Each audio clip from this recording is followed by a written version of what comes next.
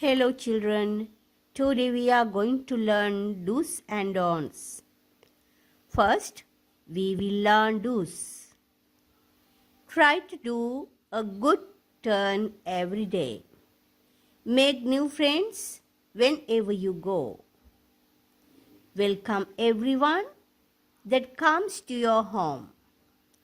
Offer a seat everyone who comes to your home. When you help others, don't expect a return. Pay due respect to elders. Speak softly, especially in public places.